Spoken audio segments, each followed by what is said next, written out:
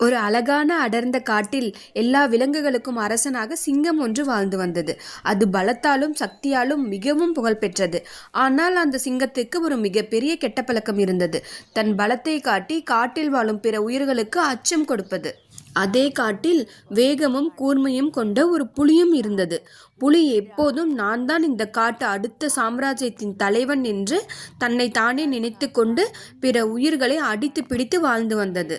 ஒரு நாள் காட்டின் ஓரத்தில் ஒரு ஆடு புல் மேய்ந்து கொண்டிருந்தது. புலியின் கண்ணில் அந்த ஆடு தென்பட்டது.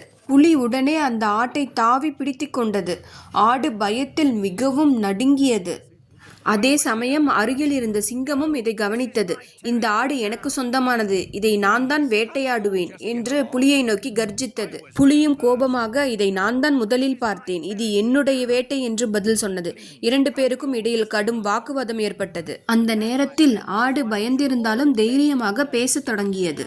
அரசே, புலியே, நீங்கள் என்னை சாப்பிட்டால் உங்களுக்கு பசி மட்டும்தான் தீரும். ஆனால் நீங்கள் என்னை விட்டுவிட்டால் நீங்கள் இருவரும் பெருமை பெறுவீர்கள்.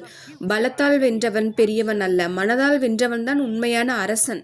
இந்த வார்த்தைகள் சிங்கத்தின் மனதை ஆழமாக தொட்டது. சிங்கம் முதன்முறையாக யோசித்தது, நான் அரசன், ஆனால் என் செயல்கள் சரியானதா என்று. புலியும் தலை குனிந்து நின்றது. சிங்கம் மெதுவாக சொன்னது, இன்று முதல் இந்த காட்டில் தேவையில்லாத வேட்டைகள் இல்லை. பலவீனமான மிருகங்களை காக்கும் அரசனாக நான் இருப்பேன் என்று. புலியும் அதற்கு சம்மதித்தது. அந்த ஆடும் அங்கிருந்து மகிழ்ச்சியாக சென்றது. அந்த நாளுக்கு பிறகு அந்த காடு அமைதி, நட்பு, நியாயம் நிறைந்த இடமாக மாறியது.